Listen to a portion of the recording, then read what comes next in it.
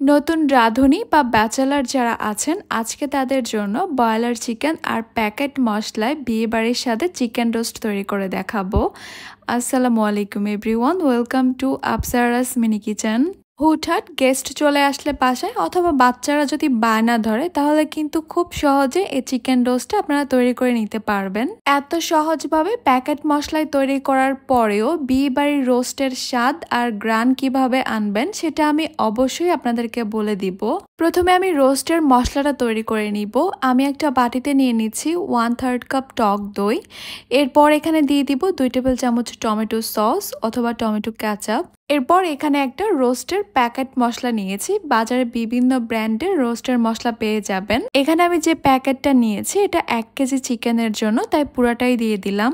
আপনারা আপনাদের পছন্দের যে কোনো ব্র্যান্ডের মশলা এখানে নিতে পারেন। এবার এই সব কিছুকে আমি একসঙ্গে ভালোভাবে মিশিয়ে একটা পেস্ট তৈরি করে নিব।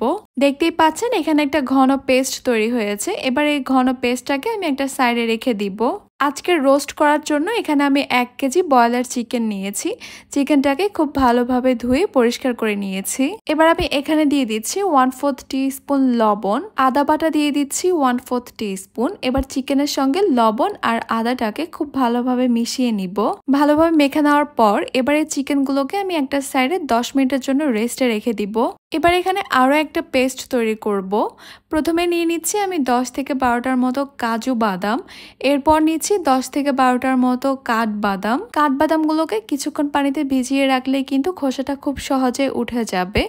এরপর এখানে দিয়ে দিচ্ছি 10টার মতো কিশমিশ। সামান্য পানি অথবা দুধ দিয়ে এগুলোকে ভালোভাবে ব্লেন্ড করে একটা পেস্ট তৈরি করে নিতে হবে, অথবা চাইলে বেটেও নিতে পারেন। এবার একটা প্যানে আমি নিয়ে নিচ্ছি 1/2 কাপ তেল। তেলটা কিছুটা গরম হয়ে আসলে এখানে দিয়ে দিব 1/2 কাপ পেঁয়াজ কুচি। চুলার হিটটাকে হাই মিডিয়ামের মাঝামাঝি রেখে অনবরত নেড়ে চেড়ে পেঁয়াজগুলোকে আমি বেরেস্তা করে নিব। বাসায় যদি আগে থেকে পেঁয়াজের বেরেস্তা করা থাকে তাহলে কিন্তু এটা টোটালি স্কিপ করতে পারেন। পেঁয়াজের বেরেস্তাগুলোকে আমি খুব একটা ব্রাউন করব না, কিছুটা লালচে হয়ে আসলে এগুলোকে আমি ছাঁকনি দিয়ে তুলে নিব। পেঁয়াজের বেরেস্তাগুলোকে আমি একটা টিস্যু পেপারে ছড়িয়ে রেখে দিব। এতে করে বেরেস্তাগুলো ঝরঝরে আর মুচমুচে হয়ে যাবে। ওই একই তেলে এবার আমি চিকেনগুলোকে ভেজে নিব, তাই একটা একটা করে চিকেন পিসগুলো দিয়ে দিব। একসঙ্গে সবগুলো ভাজবো না, আমি 5 থেকে 6 পিসের মতো করে চিকেন দিব। এরপর দুই পাশ থেকে উল্টে পাল্টে হালকা লালচে করে ভেজে নিব। রোস্ট তৈরি করার সময় চিকেনগুলোকে কখনোই খুব বেশি সময় ধরে ভাজবেন না, তাহলে কিন্তু চিকেনের জুসিনেসটা চলে যাবে, চিকেনটা শক্ত হয়ে যাবে। সবগুলো চিকেন এপাশ ওপাশ করে ভেজে তুলে নিয়েছি। এরপর আমি এখানে দিয়ে দিব 1/3 কাপ পেঁয়াজ কুচি। এরপর এখানে দিয়ে দিচ্ছি 1/3 কাপ পেঁয়াজ বাটা। আপনারা চাইলে পেঁয়াজ কুচি বা বাটা যে কোনো দুইটার একটা দিতে পারেন। এবার তেলের সঙ্গে পেঁয়াজ কুচি আর পেঁয়াজ বাটাটাকে আমি একটু কিছুক্ষণের জন্য ভেজে নিব, তবে ব্রাউন বা লালচে করে ফেলবো না, কাঁচা ভাবটা একটু দূর করে নিব। এবার এখানে কিছু গোটা মশলা দিয়ে দিব। দিয়ে দিচ্ছি একটা তেজপাতা, মাঝখান থেকে একটু ছিঁড়ে দিয়েছি। 2 টুকরো দারুচিনি দিয়ে দিলাম। দিচ্ছি 4 থেকে 5টা এলাচ, দিয়ে দিচ্ছি 4 থেকে 5টা লবঙ্গ।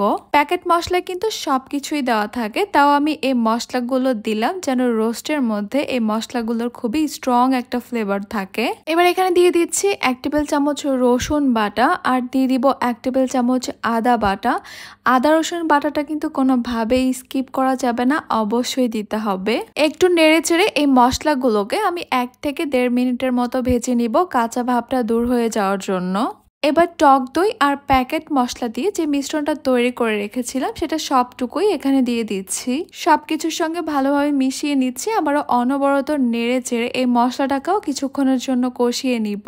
প্রায় 2 থেকে 3 মিনিটের মতো এভাবে অনবরত নেড়ে চেড়ে মশলাটাকে কষিয়ে নেওয়ার পর যখন দেখতে পারবেন মশলা থেকে তেলটা এরকম আলাদা হয়ে আসছে, তখন বুঝতে হবে মশলাটা কষানো হয়ে গেছে। ঠিক এই অবস্থায় আমি এখানে দিয়ে দিব বাদাম আর কিশমিশ বাটা। এখানে প্রায় 3 টেবিল চামচের মতো হয়েছে। বিয়ে বাড়ির রোস্টের শেষ স্বাদ আর গ্রানটা যদি আনতে চান অবশ্যই এখানে বাদাম আর কিশমিশ বাটাটা দিতে হবে। রোস্ট তৈরি করার সময় একটা ব্যাপার অবশ্যই খেয়াল রাখবেন, মশলাগুলোকে একটু সময় নিয়ে কষাতে হবে।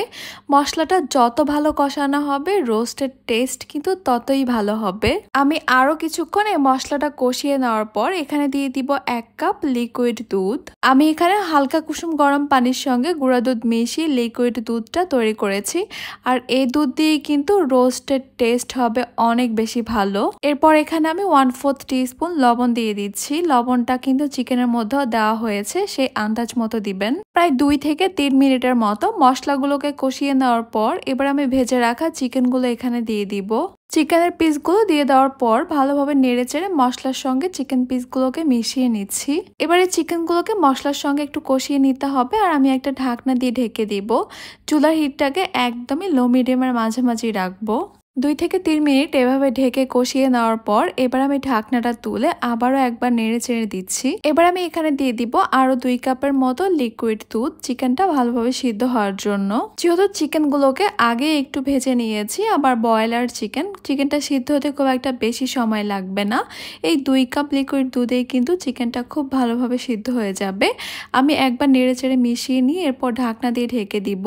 প্রায় 7 থেকে 8 মিনিটের মতো এইভাবেই ঢেকে রান্না করব। মাঝে কয়েকবার ঢাকনাটা তুলে একটু নেড়ে চেড়ে দিয়েছিলাম।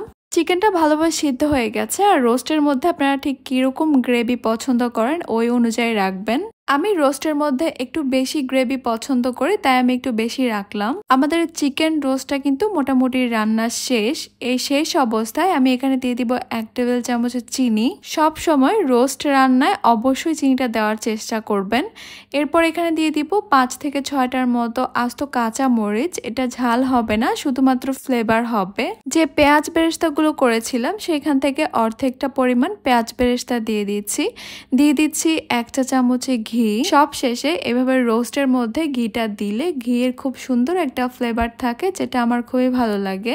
বাস আমাদের সেরা স্বাদের রোস্ট কিন্তু একদমই ডান। এবার শুধু প্লেন পোলাও বা বিয়েবাড়ির পোলাওর সঙ্গে পরিবেশনের পালা। এই রোস্টটা এত বেশি মজা হয়েছে আলহামদুলিল্লাহ। আমার মনে হয় আপনারা যদি একবার বাসায় তৈরি করেন, সব সময় একইভাবে একই রেসিপিতে রোস্ট তৈরি করবেন বাসায়।